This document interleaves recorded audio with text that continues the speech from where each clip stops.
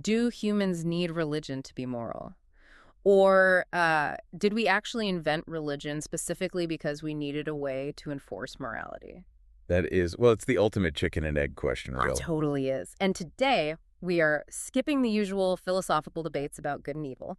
Instead, we're looking straight at the biological hard drive of the human species to find out why we cooperate at all. Right, getting down to the actual wiring. Exactly.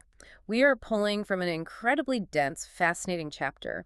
It's titled Moral and Religious Systems by researchers Benjamin Grant Persicki and Thijs Bendiksen. It's a fantastic piece of research. Yeah, and our mission for this deep dive is to basically shortcut your way to being well-informed on the evolutionary biology and the cognitive science behind all this. We're going to see how invisible agents and, costly rituals might literally be the glue holding human society together.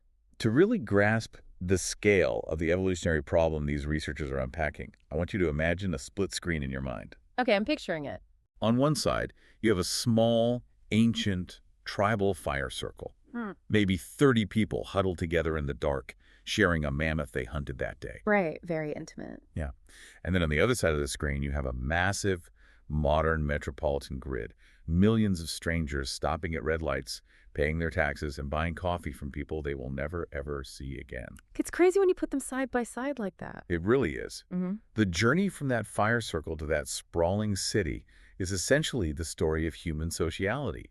And the engine that drove that journey might just be our capacity to believe in things that aren't physically there. It's a staggering transition. But before we get into the invisible spirits and the rituals, I feel like we have to establish the baseline. Like we have to look at the evolutionary gravity that should theoretically make that massive city completely impossible. The biological urge to defect. Exactly. Because when evolutionary biologists look at a modern human city, they see a massive anomaly. I mean, we all know the basics of how nature handles cooperation. Right, like kin selection. Yeah, kin selection explains why a primate protects its offspring. You share genes, so protecting them protects your own lineage. Yeah. It makes biological sense. And reciprocal altruism, right, like basic tit for tat. I share my food with you today, knowing you'll share it with me tomorrow. Precisely. But humans cooperate with massive numbers of completely anonymous non-kin. We cooperate with people we will never see again. Which, mathematically speaking, is a terrible strategy if you are playing a raw prisoner's dilemma. Oh, it is an evolutionary death sentence. Wow. Yeah, in a raw prisoner's dilemma scenario, you can either cooperate with the group or you can defect, meaning you act selfishly and take the benefits without paying any of the costs. Right. And the math is brutal. If you have a massive population of trusting cooperators and you introduce just a few defectors, those defectors will always outcompete the cooperators. Always. Every time. They get all the calories with none of the hunting. They get all the protection with none of the fighting. Defection is basically the winning biological strategy. Okay, let's unpack this. Because it's like the ultimate group project in school, right? Oh, that's a great analogy. If everyone works, everyone gets an A. But if you slack off and I do all the work, you still get an A with zero effort. Biologically, we are wired to be the slacker. So what stops us? Right. Why didn't humanity just evolve into a nightmare of pure avarice? Exactly. Why aren't we all just defecting on each other constantly until society collapses? Because early humans developed a cognitive countermeasure. We needed a mechanism to offset that probability of defection and essentially alter the payoff structure of life. Okay, so we needed a software upgrade. Exactly. We evolved a highly sophisticated mentalizing system, what cognitive scientists call theory of mind. Theory of mind. Got it. To survive, our hominid ancestors had to get exceptionally good at predicting the intentions of others. You needed to look at another member of your tribe and calculate, are they going to share, or are they a Machiavellian cheater waiting to steal my share? Okay, that makes sense for a small group. You just develop a really good radar for cheaters. But wait, apes have a rudimentary theory of mind, don't they? They do, yeah. Yeah. They can track who is dominant, who is angry. So what happened to our brains that took us from just reading facial expressions to building entire religious systems?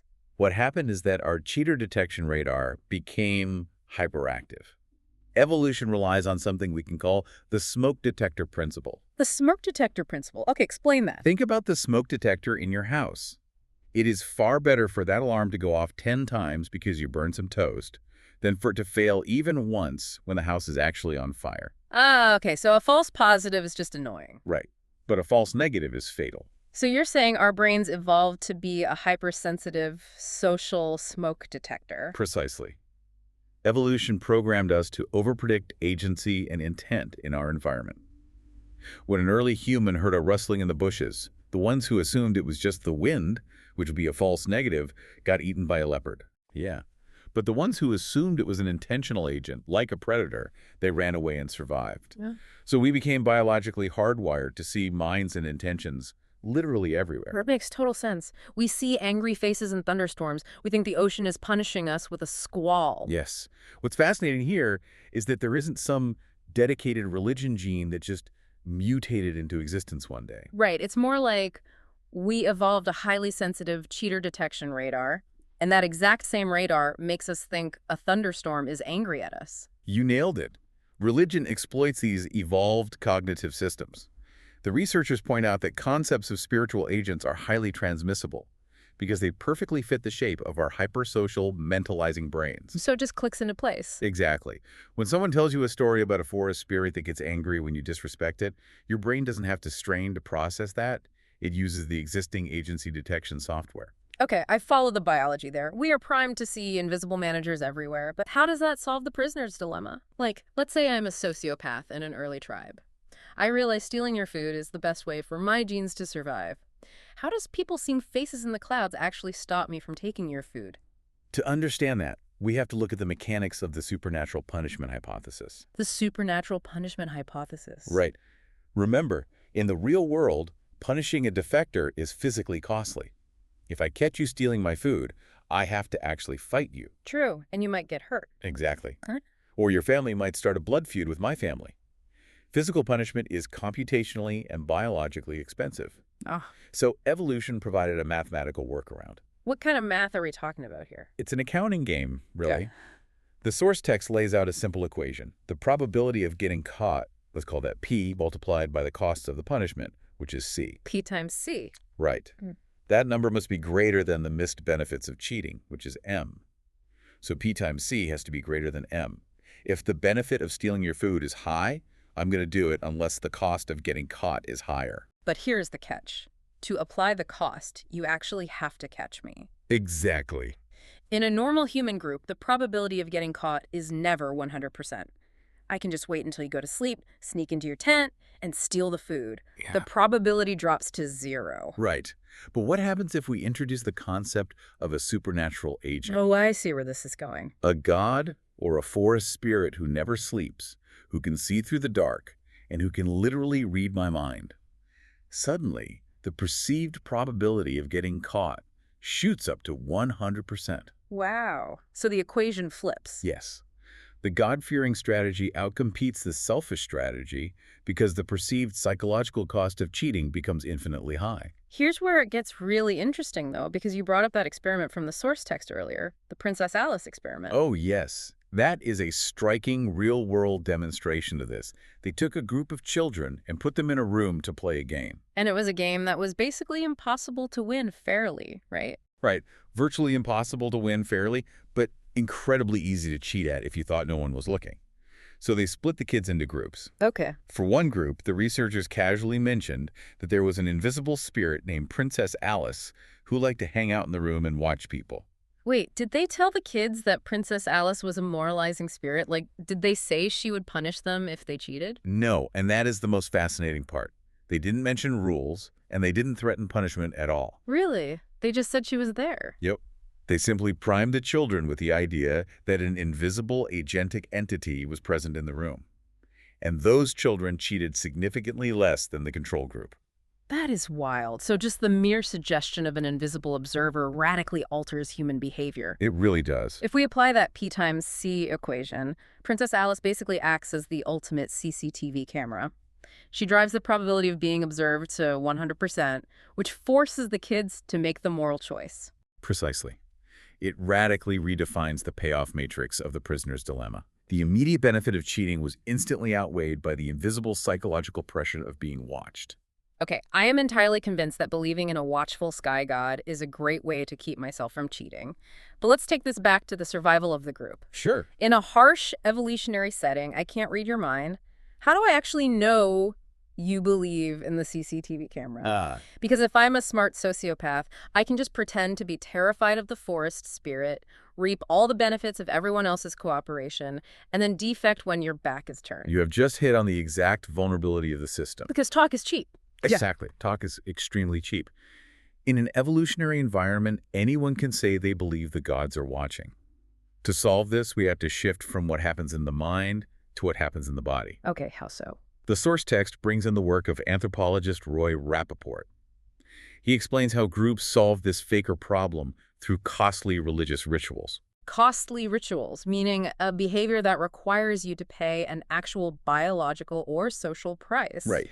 Engaging in a ritual isn't just about showing personal devotion to a deity. It is a mechanism of costly signaling to your community. So it's a signal. Yeah. If a ritual requires you to fast for 3 days, or endure painful scarification, or spend 40 hours dancing in the sun instead of foraging for calories, a faker is simply not going to do it. Because it's too expensive. Exactly. It is way too biologically expensive for a slacker. So the ritual acts as a filter.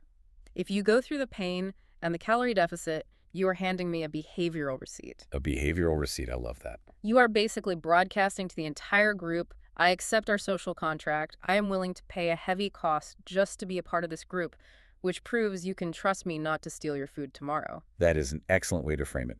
It rewrites the rules of everyday interaction. And the researchers provide a brilliant example of how this alters the actual payoff structures, specifically regarding the ban on alcohol in the Quran. Yes, I wanted to talk about that, because it perfectly illustrates how a rule moves from an abstract moral concept to a tangible mathematical deterrent. Normally, if my friends are all drinking, refusing to join them carries a social cost. I look like an outsider, right? The social math favors drinking. Right, you want to fit in. But if my entire community institutionalizes a strict religious ban on alcohol, the math completely flips. Now, the act of drinking is incredibly socially risky. Religion didn't just give a rule, it literally rewrote the cost-benefit analysis of the behavior. Exactly. It made the immoral choice too expensive to afford. And what's cool is this mechanism scales up to protect not just social bonds, but our physical environment as well. Wait, really? How does it protect the environment? The researchers detail how invisible spirits are frequently used to guard natural resources. Oh, like sacred groves or forbidden hunting grounds? Precisely. Imagine a local forest that provides essential medicinal plants or emergency food. If every individual acts purely on self-interest and forages there whenever they want, the resource is destroyed. The tragedy of the commons. Exactly. And the group eventually starves. But if the community deems that specific forest sacred and asserts that it is guarded by vengeful spirits, it prevents overexploitation. So the local biodiversity is sustained. Yeah. And the rituals required to enter that forest, maybe specific offerings or purification rites, they weed out the free riders who aren't truly committed to the group's long-term survival. This entire system is incredibly sophisticated. The biological smoke detector invents the watcher flips the probability of getting caught, and the costly rituals provide the behavioral receipts. It's a remarkably tight loop. It is. But this brings up a massive historical assumption that I really want to challenge here. Okay, let's hear it. I was always taught that these big gods, these moralizing, punishing deities who care if you lie or steal, were invented much later in human history. The classic theory is that they were invented in places like ancient Mesopotamia by wealthy elites who just needed a tool to control giant populations of strangers. You're describing the elite control theory.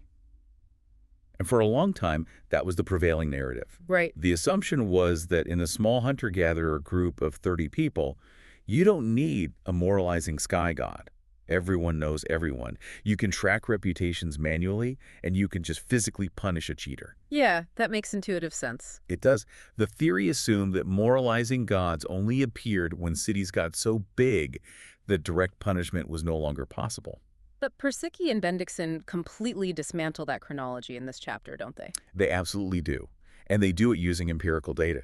They unpack the work of researcher Guy Swanson, specifically looking at cross-cultural data sets of small-scale societies. Okay. When you actually run the numbers, the traditional narrative shatters. Swanson's data shows that even in societies of fewer than 50 people, there is still a 51% chance that the culture believes in moralistic, supernatural punishment. Wait, really? Over half? Let that sink in. Yeah. More than half of the tiniest, most intimate human tribes studied believe in spirits that punish bad behavior. If even tiny tribes have moralizing gods, doesn't that completely bust the myth that big gods were just a tool invented by elites in giant cities to keep poor people in line? It really throws a wrench in it, yeah. But there is another data point in the text that really caught my eye. The researchers note that when a group size grows from that tiny band of 50 up to roughly 399 people, the probability of having a moralizing god jumps from 51% to 68%. Yes, that's a very specific and important jump. Why that specific jump? What is happening between 50 and 400 people that makes a punishing god so much more necessary? That is where we collide with Dunbar's number. Oh, Robin Dunbar. Right. The evolutionary psychologist. He famously proposed that the human brain only has enough cognitive RAM to maintain stable, intimate social relationships with about 150 people. Right, our brains basically have a social capacity limit. Exactly. Once a tribe grows beyond that threshold, say approaching that 300 or 400 mark, you can no longer personally keep track of everyone's reputation. You don't know who's a cooperator and who's a defector. The biological mentalizing system literally runs out of memory. Yeah. The human hard drive is full. Wow. So that is the exact moment the community has to offload the mental tracking to an omniscient third-party watcher. The tribe has grown too large for physical reputation tracking, so the burden of enforcing cooperation is outsourced to the supernatural CCTV camera. And that is why we see that jump to 68%. Exactly. So this moralizing software has been with us long before the first city was ever built. It was actively scaling up our ability to cooperate as our tribes grew. It's a very elegant solution. It paints this incredibly optimistic picture of religion as the ultimate binding agent of human cooperation. But the researchers are careful to present the skeptic's view here, and I think we really need to touch on it. We definitely do. Because cooperation isn't always a universal good, is it? This raises an important question, and the skeptics raise a vital point. Researchers like Galen highlight that we have to be incredibly precise about the type of pro-social behavior these systems produce. Okay, what do you mean by the type of behavior? Well, the dark side of this evolutionary mechanism is that religious prosociality is almost always parochial. Parochial meaning like restricted to a narrow specific boundary. Right. The data shows that believers are often incredibly generous, cooperative, and moral, but that behavior is frequently directed only toward their in-group. They cooperate with people who hold the exact same behavioral receipts. When the recipient of their generosity is an outsider or a member of a group with a different set of costly rituals, that cooperative effect diminishes rapidly. It doesn't cross the boundary. In many cases, it reverses entirely into suspicion or outright hostility. Because if they don't perform your specific costly rituals, your biological smoke detector tags them as potential defectors. You literally can't trust them. Precisely. Religion builds immense, unbreakable trust within the circle, but it does not inherently translate to a universal, species-wide morality outside of it. The mechanism was designed to help your specific tribe survive the prisoner's dilemma, often at the expense of the tribe across the river. So what does this all mean? If we step back and look at the entire architecture we've uncovered today, it completely changes how you view human interaction. It really shifts the paradigm. We started with a simple question about morality and religion.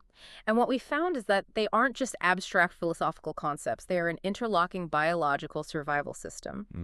Evolution gave us a hypersensitive social smoke detector to spot cheaters. That radar inevitably led us to imagine invisible minds in the clouds. Those invisible minds altered the mathematical probability of getting caught, acting as the ultimate deterrent to our own selfish biology. Right. And finally, we sealed that invisible social contract with the physical pain and sacrifice of costly rituals. This system is the exact mechanism that allowed us to step away from the ancient fire circle and build the massive, anonymous metropolitan grids we live in today.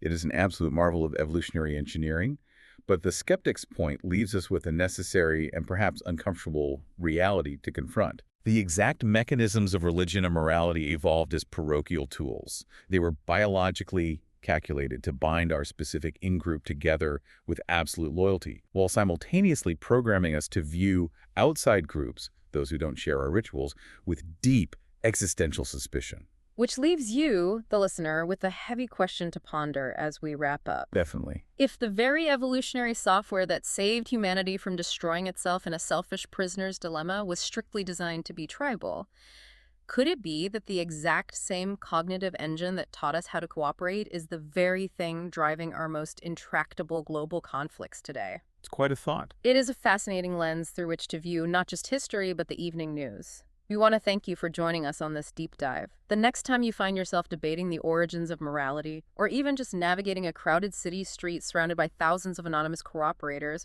we hope you remember the invisible architecture holding it all together. We will see you next time.